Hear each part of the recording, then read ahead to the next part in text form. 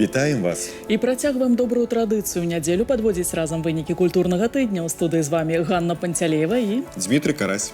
Самыя цікавыя падзеі ў культурным жыцці краіны толькі на тэлеканале сапраўдных каштоўнасцей. сёння ў праграме. Акунемся ў атмасферу мерапрыемстваў дзён Ніжняга Новгарада, што прайшлі ў Мінску. Узгадаем творчы жыццёвы шлях Васіля Віткі з нагоды 115-годдзя з дня нараджэння класіка дзіцячай літаратуры.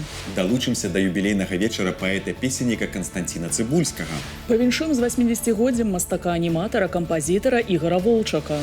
Паўдзельнічаем у майстар-класе па ўтаймаванні мужчын у Беларускім дзяржаўным акадэмічным музычным тэатры. Даведаемся, чым будзе здзіўляць у гэтым годзе мінчан і гасцей сталіцы летні музычна-турыстычны сезон. Завітаем на рэпетыцыю праграмы «Шэдэўры сусветнай класікі» камернага аркестра «Вівальдзі Лайв». І гэта не ўсе тэмы выпуску. Заставайцеся з намі.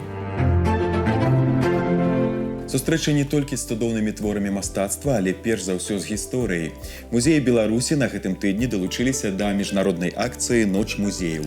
Гэта падзея, якую наведвальнікі чакаюць цэлы год. Яна прымеркавана да міжнароднага дня музеяў, што адзначаецца 18 мая, і ахутана таямніцай і чараўніцтвам. У гэты час музей перад наведвальнікамі паўстае зусім у іншым амплуа. У Беларусі дзейнічае 160 музеяў, сярод якіх гістарычныя палаца-паркавыя ансамблі і сярэднявечныя замкі, сядзібы і дамы вядомых асоб, сховішчы багатых калекцый і утульныя тэматычныя міні-музеі. У іх фондах захоўваецца больш за 3,5 мільёны экспанатаў, шэраг з якіх унесены ў дзяржаўны спіс гісторыка-культурных каштоўнасцей Рэспублікі Беларусь. Штогод свята праходзіць пад пэўным лозунгам. Гэтым разам ён гучаў як музеі, якія аб'ядноўваюць падзелены свет.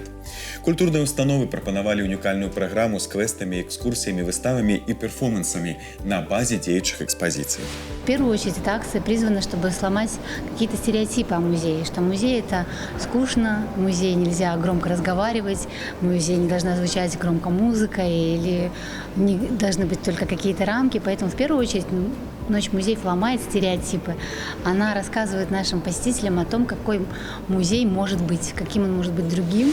У гэтым годзе мы запрашалі ўсіх завітаць у музей Янкі Купалы на такую інтэрактыўную праграму «Вечар белых ружаў». У гэтым годзе мы азначалі некалькі такіх юбілейных дат.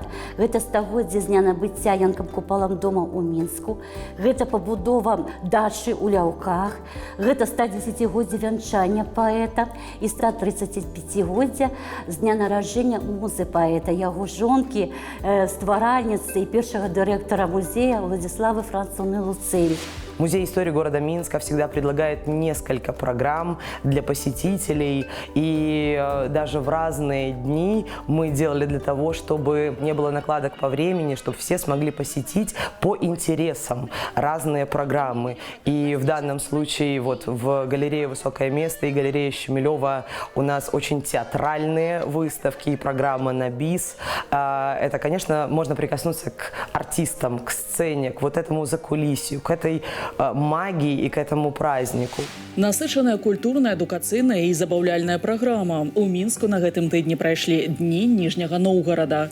Два горада развіваюць супрацоўніцтва ўжо 27 гадоў, апошняе дзесяцігоддзе ў афіцыйным статусе гарадоў-пабрацімаў. Прадстаўляць Прыволжскі федэральны округ России прыехалі вядучыя калектывы. Мастакі, музыканты, акцёры дзяліліся вопытам, расказвалі пра свае традыцыі, адкрыўшы культуру не як музейную каштоўнасць, а як жывую частку сённяшняга дня. Цэнтральнай лакацыяй праграмы стала выстава «Кірмаш. Сакрэты майстроў» з вырабамі народных промыслаў і традыцыйнымі прысмакамі. Яна разгарнулася каля палаца спорту. Один из известнейших пряников – это наша стерлядка. Это наша волжская рыба, которая говорит о достатке хозяев, которые производят этот пряник. Также на наших пряниках изображены наши узоры городецкие, то есть это наша роспись, цветы, какая-то кудринка. Асаблівай увагі заслугоўвае экспазіцыя «Ніжні Новгарад. Горад працоўнай доблесці», якая разгарнулася ў зале Мінскай гарадской ратушы. Яна дапоўнена элементамі паркавага мемарыяла і паглынае ў гераічнае мінулае горада. В рамках выставки настолько история переплелась. Так, в годы Великой Отечественной войны одним из старейших заводов города Нижнего Новгорода, завод «Красная Сормова», это судостроительный завод, это оборонный завод, руководил уроженец Беларуси Ефим Рубинчик, выдающийся деятель времен Великой Отечественной войны. У літаратурным музеі Максіма Богдановича дзяржаўны музей Максіма Горкага прадставіў выставачны праект «Успомнілася пра вас і захацелася напісаць» пра саюз дзвюх сем'яў Пяшковых і Богдановичаў, пра гісторыю ўзаемаадносін пісьменніка Максіма Горкага, этнографа Адама Богдановича і класіка беларускай літаратуры Максіма Богдановича. У гэтым годзе мы святкуем юбілей паэта, 135годдзе з дня нараджэння, і яшчэ адна юбілейная дата – гэта 130годдзе пераезду сям'і ў Ніжні Новгарад. Даволі доўга сям'я пражыла ў гэтым горадзе, каля 12 гадоў. Ну і мы памятаем, як мала пражыў наш Максім Богданович, то есть палова яго жыцця прайшла ў гэтым горадзе на Волзе. У межах культурнага праекта «Шлях дружбы» сустрэліся харавыя калектывы России и Беларусі. На сцэне канцэртнай залы «Верхні горад» выступілі заслужаны калектыў Рэспублікі Беларусь, акадэмічны хор Белтэлерадыёкампаніі і муніцыпальны камерны хор Нижний Новгород. Здесь в последний раз были 9 лет назад на фестивале «Державный глаз», и я очень счастлив, что мы вновь попали в этот потрясающий зал. И когда вот поступило предложение приехать сюда, не было никаких сомнений, что я обращусь к Семену Михайловичу. Семен Михайлович нас поддержал. И вот благодаря нашей уже такой многолетней творческой дружбе этот проект сегодня состоялся. На гэтым тыдні літаратурная грамадскасць адзначыла 115годдзе з дня нараджэння Васіля Віткі. Ён прыйшоў у дзіцячую літаратуру, як сам прызнаваўся, па закліку сумлення, душы і па сапраўднай любові. Сваімі творамі быццам імкнуўся дапамагчы дзецям у адпаведнасці з узростам своечасова рабіць для сябе патрэбныя адкрыцці ў навакольным асяроддзі. Акрамя паэзіі і казак рабіў пераклады, плённа займаўся педагагічнай і публіцыстычнай дзейнасцю. Акунуўся ў свет чараўніцтва, прыгажосці і незвычайных прыгод Васіля Віткі, а таксама ўзгадаў творчы і жыццёвы шлях пісьменніка разам з яго калегамі і паслядоўнікамі наш карэспандэнт Алесь Мойскі. Ад слесара дрэваапрацоўчага камбіната да рэдактара галоўнага дзіцячага часопіса краіны. У рэдакцыю якога мы яшчэ завітаем, а таксама паглядзім, што падрыхтавалі бібліятэкі, музеі да юбілею Васіля Віткі. Выставу да 115годдзя Цімоха Крысько, а менавіта гэта сапраўднае імя пісьменніка адкрылі ў нацыянальнай бібліятэцы. У экспазіцыі «Жыў на свеце дзед Васіль» прадстаўлена каля сотні кніжных выданняў і часопісаў, звязаных у тым ліку з пачаткам творчай дзейнасці аўтара. Пачаў друкавацца Вітка ў 1928 годзе. Першы зборнік вершаў «Гартаванне» ён выдаў у 1944, а ў 48-м свет пабачыла кніга паэзіі вершаваных казак «Вавёршчына гора». Таксама у нас прадстаўлены старонкі біяграфіі, калі ўжо Васіль Вітка удзельнічаў у паходзе ў заходнюю Беларусь у 1939 годзе, і потым ён узначальваў беластоцкае аддзяленне Саюза пісьменнікаў Беларусі. Таксама, адпаведна гэтай старонцы біяграфіі прадстаўлены і зборнікі і публікацыі. З асабістымі рэчамі Васіля Віткі, дакументамі, фотаздымкамі розных гадоў можна пазнаёміцца ў Дзяржаўным музеі гісторыі беларускай літаратуры і нават пабачыць яго вопратку, мэблю, гадзіннікі, акуляры. Бюст Маяковскага, творчасць якога ён любіў і з задавальненнем перакладаў. Гэта ўсё дапамагае глыбей спасцігнуць біяграфію пісьменніка і публіцыста, які пачаў журналісцкую дзейнасць на завадской шматтыражцы ў Бабруйску, а пасля да вайны працаваў у газетах «Камуніст», «Ударнік», «Чырвоная змена» і «Літаратура і мастацтва». Падчас Вялікай Адчыннай вайны супрацоўнічаў з сатырычнымі часопісамі «Раздаем фашысцкую гадзіну» і «Партызанская дубінка», а пасля вайны вярнуўся ў Лім, дзе ў 1951 стаў галоўным рэдактарам. Больш за 500 адзінак захоўвання складаюць рукапісы. У нас прадстаўлены і дакументы ранейшага перыяду, напрыклад, прысвячэнне Кузьму Чорнаму 1941 года. Ну і таксама шмат такіх невялічкіх твораў, загадак, розных пацешак, прысвечаных і адрасаваных, канешне ж, дзецям. Мы захоўваем вялікую колькасць фотаздымкаў. Фотаздымкі у нас рознага перыяду, пачынаючы з 20-х гадоў і амаль што да канца жыцця Васіля Віткі. Вось прадстаўлены Васіль Вітка ў такім раннім юнацкім узросце. Вельмі рэдкая, каштоўная для нас фатаграфія. 1957 па 74 Васіль Вітка быў першым галоўным рэдактарам «Вясёлкі». У наступным годзе ёй споўніцца 70 гадоў. Сёння часопіс выдае адукацыя і выхаванне. У рэдакцыі захоўваюць пісьмовы стол Васіля Віткі, працягваюць яго традыцыі і новыя экземпляры часопіса вязуць у Слуцк, дзе традыцыйна ладзяцца віткаўскія чытанні. Бо літаратар нарадзіўся ў вёсцы Еўлічы Слуцкага раёна і вучыўся ў слуцкай профтэхшколе. Калі вы звернеце ўвагу, на гэтай сценцы у нас прадстаўлены фотаздымкі ўсіх галоўных рэдактараў часопіса «Вясёлка». І першы з іх Васіль Вітка. Ён узначальваў часопіс «Вясёлка» на працягу 17 гадоў. Вось так часопіс выглядае зараз, і галоўная тэма нумара 26-го года – гэта сямейныя каштоўнасці. Тое, пра што рупіўся, тое, пра што дбаў Тимох Васильевич Крысько. Кожны год «Вясёлка» ўручае медаль Васіля Віткі і дыплом за лепшы твор на старонках часопіса. Васіль Вітка сваімі казкамі ён зрабіў велізарны ўклад у развіццё беларускай літаратуры. Прычым ён жа не толькі яго казкі вызначаюцца чым. Ён гуляе з дзецьмі. Ён іх павучае праз гульню. І калі спачатку ён пачаў пісаць для сваіх дзяцей, першая казка яго гэта «Вавёрчына горе», то пазней дзеці не толькі вучацца, яны яшчэ пазнаюць свет. Даследчыкі беларускай літаратуры працягваюць вывучаць творчасць Васіля Віткі, а будучыя педагогі пішуць дыпломныя, курсавыя і магістарскія працы па казках пісьменніка, на якіх выраслі таксама Алесь Мойскі, Михаил Клешенко і Віталь Казанкоў спецыяльна для культурнага тыдня. Пісаць вершы ён пачаў яшчэ ў школе, а друкавацца ў маладзечанскай раённай газеце. Пасля была вучоба на філфаку БДУ і служба ў міліцыі. Зараз палкоўнік у адстаўцы прысвячае сябе творчасці і піша песні. У Мінску ў Палацы культуры ветэранаў на гэтым тыдні прайшоў юбілейны вечар паэта-песенніка, аўтара і выканаўцы, сябра Саюза пісьменнікаў Беларусі Канстанціна Цыбульскага. Далучылася да віншавання наша карэспандэнт Лізавета Лапіна.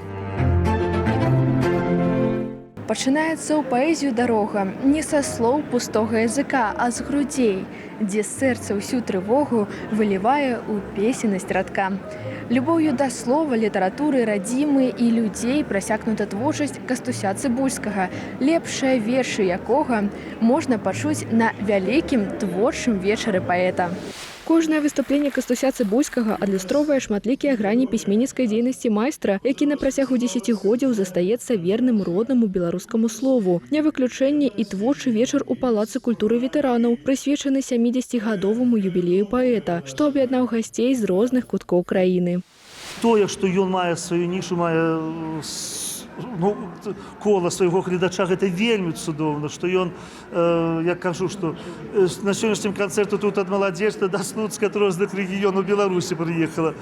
Так што гэта 7-0 на яго карысць. Майстар слова мае багатую гісторыю прафесійнай дзейнасці, якая ў першую чаргу была звязана са службай. Інспектар па справах непаўналетніх, падпалкоўнік міліцыі, начальнік прэс-цэнтра ўпраўлення ўнутраных спраў Мінгарвыканкама. Праца ў дзяржаўных структурах не толькі стала школай жыцця для паэта, але і значна паўплывала на далейшую творчасць, знайшла адбітак у яго вершах і публічных выступленнях. Он очень профессионально подготовлен. Как в нашей служебной деятельности в департаменте охраны он выполняет особо важные задачи на охраняемых наших стратегически важных объектах. И как поэт он очень талантлив. Поэтому мы все наши служебные мероприятия начинаем с выступления Константина Петровича. Як прафесіянал у паэтычнай справе, Кастусь Цыбульскі пачаў рэалізоўвацца падчас сваёй службы. Аднак першыя пісьменніцкія спробы майстра здзейсніліся яшчэ ў школьныя гады, калі паэт упершыню паспрабаваў сябе ў гумарыстычным жанры сяброўскага шаржа. Я такі сяброўскі шарж, і ўсе пасмяяліся за такой невялічкай запіскі шаржавай.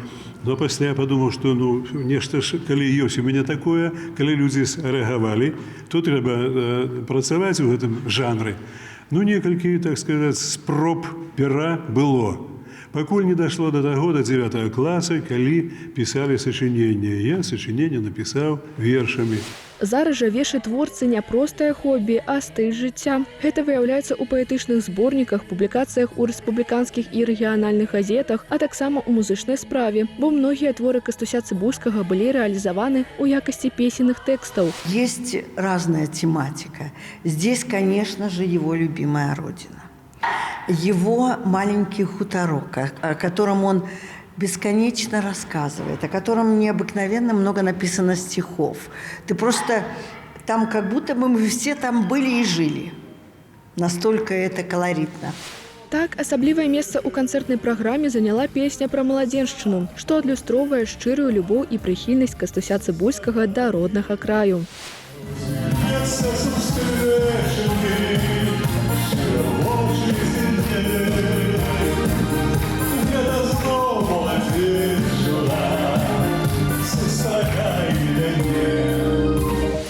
Разам з паэтам на творчым вечары выступілі і яго сябры, сярод якіх салісты каледжа музыкі, а таксама беларускай эстрады, напрыклад, Алеся Адамчык, Рыната Матвіенка, Марыя Савянок. На адной сцэне праставілі паэтычнае багацце юбіляра и заслуженные коллективы Республики Беларусь. Мы сотрудничаем с Константином Петровичем уже более 10 лет. Это человек с богатой душой и открытым сердцем, безгранично талантливый, подарил нам множество замечательных композиций и творческих произведений. Акрамя займальнай песеннай і паэтычнай праграмы, мерапрыемства прадугледжвала шматлікія віншаванні паэта-юбіляра ад сяброў па службе, пісьменнікаў і спевакоў. Яны выказалі шчырыя, цёплыя словы павагі да майстра і падзяліліся каштоўнымі ўспамінамі сумеснай творчай дзейнасці і з асабістых жыццёвых падзей. Сядзіць вось такі чалавек у саламяным капелюшы, прыгожа гаворыць па-беларуску на нейкія розныя тэмы.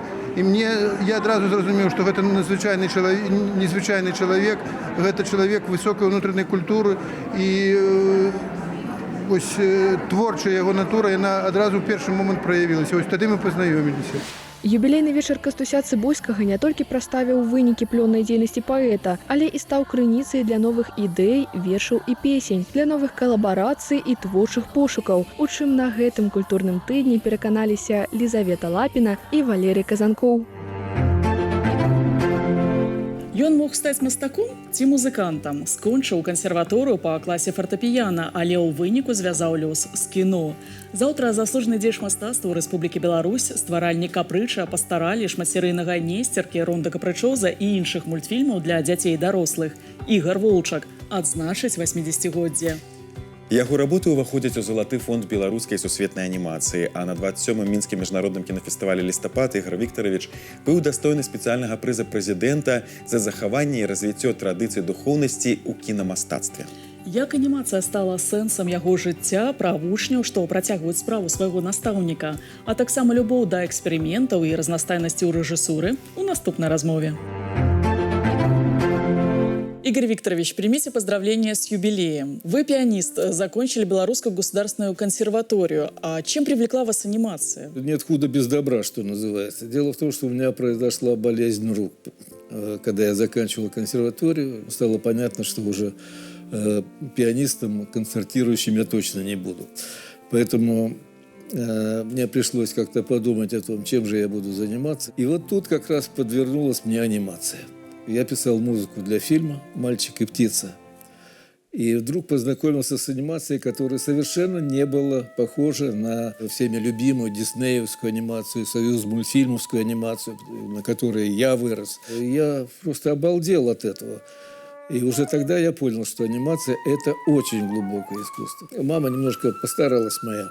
Она решила дать мне разностороннее образование, и ей это удалось.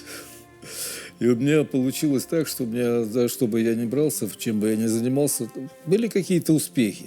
И в свое время мне пришлось выбирать, точнее сказать, маме пришлось выбирать. Но мама выбрала музыку. Поэтому, когда случилась вот эта история у меня с руками, болезнью, вдруг я познакомился с этой анимацией, где пригодились и художественное образование, и музыка, и язык понадобился. Потому что режиссер, на самом деле, должен знать все. В чем для вас глубина и потенциал анимации? Для меня анимация начинается там, где заканчиваются возможности игрового кино. Связано это с тем, что вы понимаете, что в анимации можно делать все, что тебе в голову придет. Посмотрите, все вот эти эффекты, компьютерная графика и так далее, это все анимация. Вот вы задали очень серьезный вопрос на самом деле. Анимация – это очень глубокое, серьезное искусство, у которых нет границ. Но с приходом искусственного интеллекта не боитесь за судьбу анимации? Да нет. Искусственный интеллект – это замечательная штука, но это технология. Здесь будет взаимное такое образование, я считаю, будут образовывать. Искусственный интеллект будет образовывать режиссеров, а режиссеры будут образовывать искусственный интеллект. Легко ли написать сценарий для анимационного фильма? Это сверху дается, во-первых. Во-вторых, все, что вот я писал, как сценарист, да, мне это все приходило ночью. В 4 утра я вставал либо зарисовывал, либо записывал чего-то, какие-то идеи, какие-то мысли. А потом это все воплощалось уже на экране. Любимое дело не бывает трудным. Его не замечаешь, этот труд. Это доставляет радость и удовольствие, особенно когда что-то получается. Вы дважды избирались председателем Белорусского союза кинематографистов. А чем для вас было полезно и эффективно это время? Это дало свой определенный опыт житейский. У нас были постоянные встречи, у нас были конференции, у нас были симпозиумы, у нас были премьерные показы, у нас были мастер-классы. Мы это все проводили, были возможности другие. Поэтому в любом случае это контакт, это общение. Поэтому это мне дало, конечно, определенные какие-то радости и обязательства. Немножко иначе я стал воспринимать все. Вы как-то сказали, что в вашем кино нет единого стиля, нету некой узнаваемости режиссуры. А в чем причина? Жизнь люблю в ассортименте. Я люблю разное все.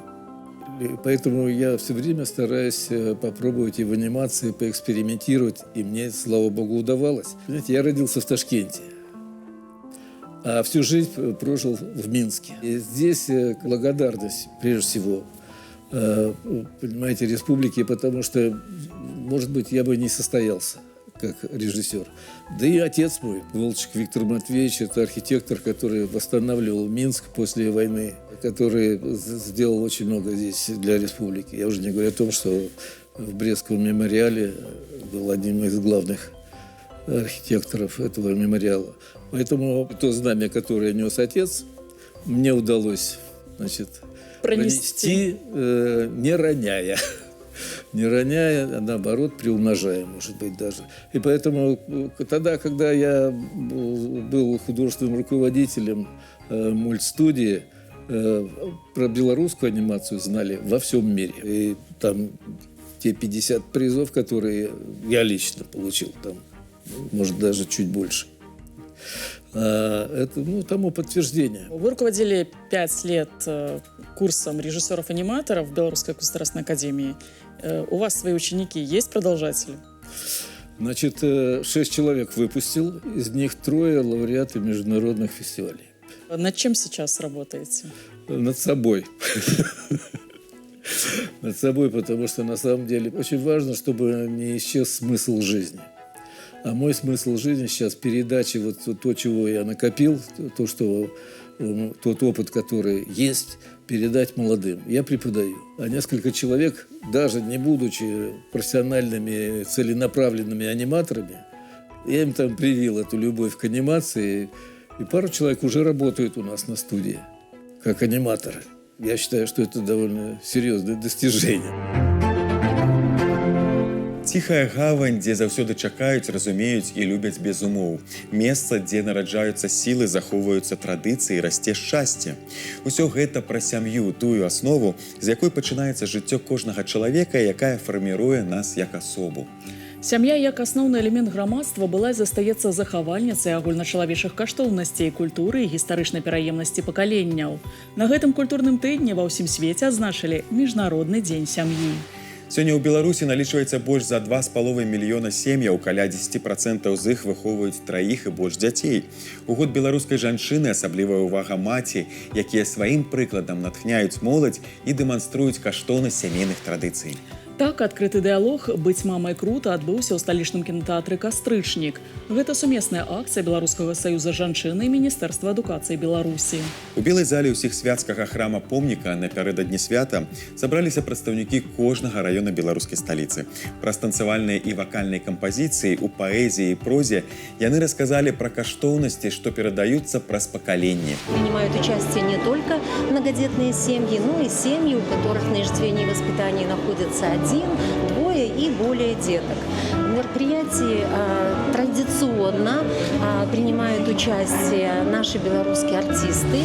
У Нацыянальнай бібліятэцы Беларусі прайшоў рэспубліканскі форум «Сям'я сёння, заўтра і заўсёды».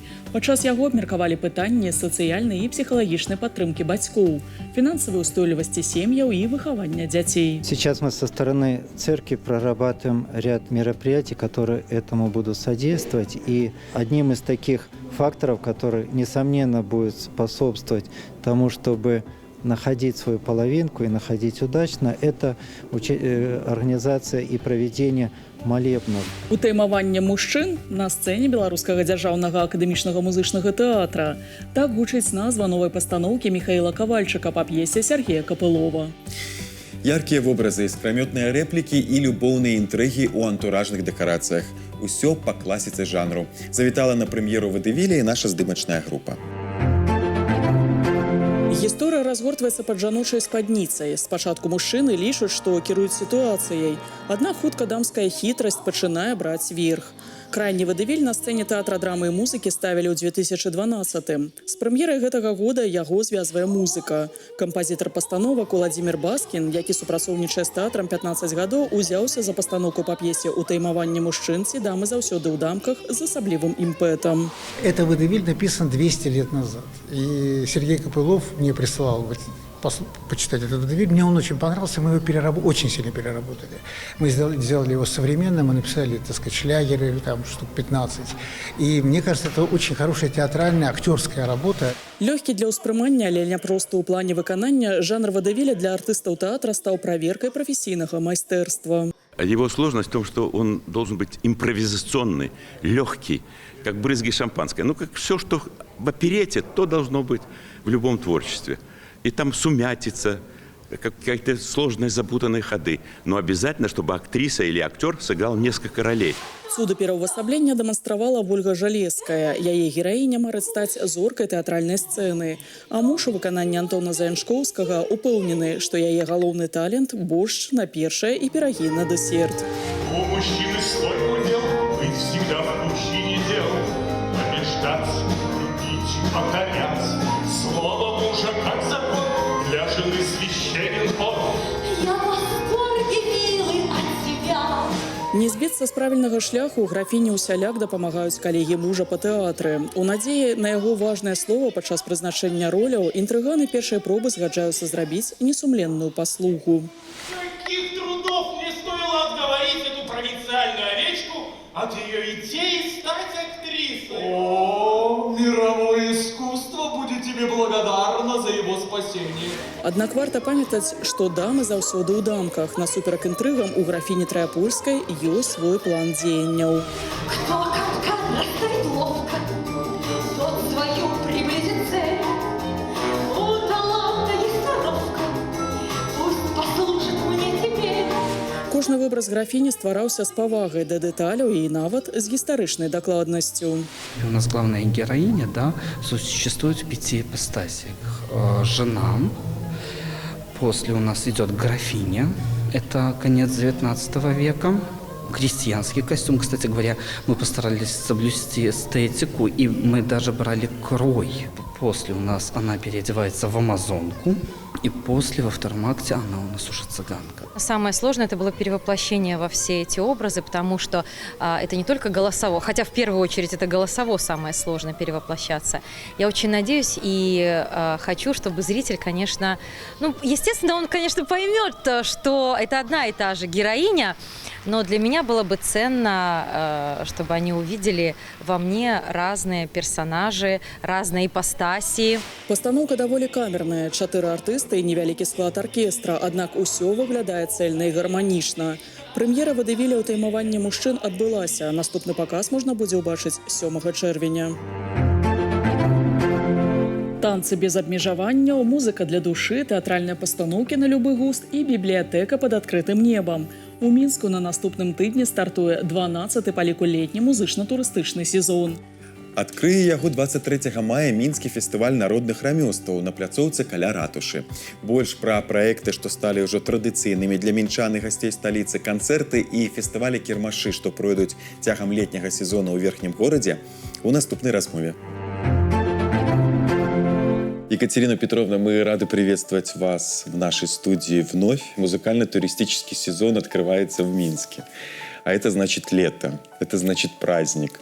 Но и у минчан, и у гостей города это уже ассоциируется с вечерами у ратуши. В этом году какие локации ожидают любителей искусства, культуры, да и вообще всех, кто любит красиво отдохнуть? Конечно же, мы ежегодно меняем формат, расширяем площадки, границы. И в этом году мы тоже подготовили совершенно новую и совершенно другую программу и другие локации. Это площадка в Ложском усадебно-парковом комплексе по улице Чижевских. И новая, совершенно иная площадка, которая будет нацелена больше на молодежную аудиторию. Это будет площадка у Дворца спорта. И, конечно же, мероприятия будут различной направленности, начиная от музыкальных вечеров и заканчивая показом театральных постановок. В этом году мы решили сделать площадку Дворца спорта таким местом притяжения молодежи. И, конечно же, мы подготовили абсолютно разные по формату мероприятия. Площадка будет работать 3 дня. Пятница, суббота, воскресенье. Пятница – это будет, наверное, больше не на музыкальный уклон направлено, а на такой семейный отдых. Мы планируем в амфитеатре возле Дворца спорта организовать площадку для проведения кинопоказов под открытым небом, проведения музыкальных квизов, интеллектуальных игр. В субботу это уже будет такая более драйвовая песни, танцы, это будут выступления молодежных творческих коллективов-исполнителей, диджеев, кавер-групп. Мы вышли с такой инициативой присоединиться к нашему проекту, который, хочу сказать, будет называться как «Городской фестиваль настроения лета». Мы пригласили все наши ведущие радиостанции принять участие в данном мероприятии. И каждую субботу на площадке у Дворца спорта свою программу будут представлять наши известные, популярные радиостанции. Воскресенье – это уже такое будет немножко день отдыха, релакса. Сейчас очень популярно у молодежи это проведение там различных тренировок на открытом воздухе, йога, пилатес. И вот мы хотели бы попробовать вот это направление и как бы провести на площадке у Дворца спорта. Еще одним проектом, который мы возрождаем в этом году, это станет музыкальный проект «Пешеходка». Он даст возможность уличным музыкантам показать себя, свое творчество. Какие традиционные проекты, которые уже зарекомендовали себя, стали любимыми, сохранятся, и мы вновь встретимся с артистами? Конечно же, это всеми любимый проект «Классика у ратуши». Конечно же, это театральные вечера. По пятницам они будут проходить в Ложском парке. Суббота – Раковский дворик. Проект, который мы проводим уже 4-й год подряд, это музыкальный проект «Мары дятинства». Это лучшие учащиеся детских школ искусств выступят на одной сцене вместе с концертным оркестром Республики Беларусь имени Михаила Яковлевича Финберга. И мы хотим в этом году вернуть тоже всеми любимый проект «Джазовые вечера у ратуши» на территории Верхнего города. Родная модная свято. Да, это обязательно, конечно же. Плюс в этом году добавится еще свято кожи, праздник кожи. И мы в этом году запустили еще городской фестиваль «Формула успеха» для учащихся высших учебных заведений и средних специальных заведений, для того, чтобы они могли показать свой талант. С чего все начнется? Чем мы откроем в этом году вот лето? Откроем мы проект 23 мая. На территории Верхнего города состоится Большой Минский городской фестиваль мастеров народного творчества, где площадка именно возле Минской ратуши станет таким местом притяжения для мастеров, для ремесленников. Там будут различные направления: и соломоплетение, и вытянанка, и изделия из кожи. Все это будет ручной работы. Будут проводиться мастер-классы мастеров и ремесленников. Ну и, конечно же, концертная программа на основной сцене, которая возле концертного зала «Верхний город», где тоже выступят наши известные белорусские коллективы и будут радовать жителей и гостей столицы. На наступным тыдні 17 мая ў беларускай дзяржаўнай філармоніі прагучаць шэдэўры сусветнай класікі. Гэта аўтарскі праект скрыпачкі і мастацкага кіраўніка камернага аркестра «Вівальді Лайф» Кацярыны Мішчанчук. Яго прэм'ера адбылася ў лютым. Гэтым разам канцэрт прымеркаваны да юбілею яго аўтара. Завітала на рэпетыцыю наша карэспандэнт Алеся Давідовіч. Вівальді, Чайкоўскі, Расіні. Гэтыя імёны аб'яднала канцэртная праграма. Праект прадстаўлены ў другі раз па шматлікіх просьбах гледачоў. Зазірнём у залю і ўбачым, як рыхтуюцца музыканты.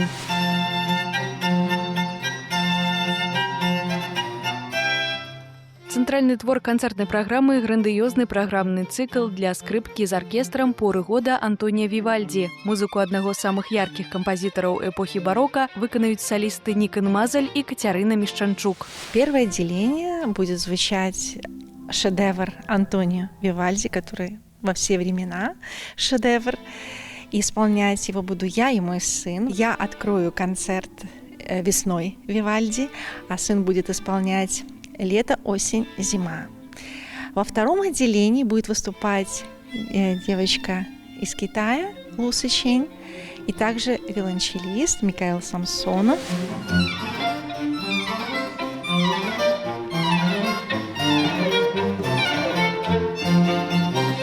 Этот концерт и эта музыка для меня являются, наверное, тем фундаментом и той музыкой, которую ближе всего к моему сердцу. Я играю чаще всего в повседневной жизни и на любых мероприятиях. Я сам очень люблю музыку Вивальди. Времена года переслушиваю, заново знакомлюсь, являюсь большим поклонником музыки Вивальди. У другім аддзяленні Мікаэл Самсонаў будзе граць варыяцыі на тэму ракако для віяланчэлі з аркестрам Пятра Чайкоўскага. Твор музыкант пачаў вучыць яшчэ ў дзяцінстве. Кампазіцыя прагучыць у арыгінальнай версіі, якую да гэтага ў Мінску не выконвалі. Сочинив это произведение, оставил его виолончелисту, которому посвятил, и уехал за границу. А тот в это время поменял местами вариации, и таким образом получается, что почти все знают это произведение вот в таком варианте. И не к тому, что это как-то хуже, да, здорово сделал, но интересно тоже, вот как Чайковский изначально написал, и это очень редко исполняется, и мы будем играть именно эту версию. Таксама музыкант выканае п'есу «Сляза» Джакіна Расіні і вельмі цікавы твор «Напісалі», які менавіта «Таямніца». У другім аддзяленні аркестрам «Вивальди Лайф» будзе кіраваць маэстра Юрий Караваев. У меня нет определенного композитора, которого я люблю больше или меньше. Я люблю как бы всю музыку. И музыка, которую мы исполняем с Микаэлом Самсоновым, она тоже очень глубокая, и в ней можно много чего открыть и погрузиться в нее совершенно замечательно. На канцэрце госці змогуць пачуць продка раяля, клавесін. Гэта сапраўднае сэрца барочнага аркестра, яго рухавік і механізм. Гук інструмента немагчыма зблытаць ні з якім іншым. Рэзкі, сухі, ён ярка вылучаецца сярод астатніх. Вообще для клавесина нотами не написана партия в концерте, то есть я играю партию вместе с виолончелью левой рукой, но правой рукой я должна придумать себе аккорды по цифровке. Поэтому это всегда такое немного творчество, потому что каждый континуист, который играет в этом ансамбле, конечно, он расшифровывает аккорды по-своему, и тем более интересна эта музыка. Музыканты плануюць выступіць з праграмай шэдэўры сусветнай класікі ў розных рэгіёнах Беларусі, а таксама паабяцалі пазнаёміць з іншымі класічнымі творамі і не толькі. На гэтым культурным тыдні завіталі на рэпетыцыю канцэрта Алеся Давідовіч і Яўген Шастакевіч. Мы рады былі пазнаёміць вас з юбілеямі, прэм'ерамі і канцэртамі гэтага культурнага тыдня. Мы паспрабавалі не толькі расказаць пра іх, але і паразважаць над гісторыяй і сучасным лёсам мастацтва. Далучайцеся да нас праз тыдзень у гэты ж самы час, і мы пазнаёмім вас з новымі героямі і падзеямі культурнага тыдня. Да сустрэчы з сапраўднымі каштоўнасцямі.